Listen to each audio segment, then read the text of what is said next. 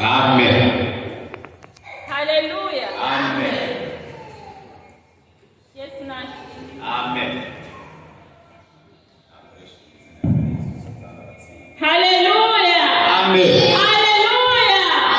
Yesu nashimwe. Yabaramukije mwese mu izina rya Yesu Kristo. Amen. Nanje mpagaze ngaha nshima Imana.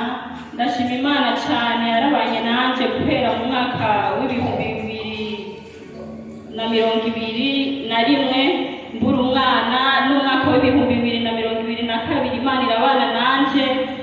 Nubwo nabuze uwo mwana nakomeje nizera nguma kuko Imana yavuganye nanje ati ntutu umutima ngiye kugushumbusha vuba. Hanyuma yaho umwaka w'2022 umwaka urangiye ndasama. Nubwo nasamye ndaba mu bibazo umugabo arankana mu nzu ariko nguma ku Mana. Bantu b'Imana iri shengero ririmo Imana muze muryumeko. Haleluya. Isezerano ndaguma ku isezerano.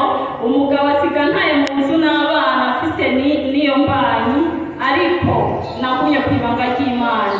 Ndibaruka mu kwezi kw'icumi niki kibondo nyene mubona mfise. Ubwo rero ndashimira Imana amashimwe y'Imana.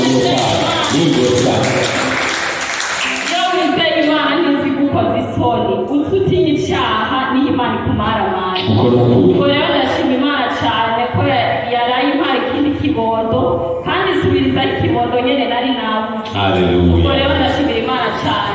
Ndashima Imana no kubw'ishengero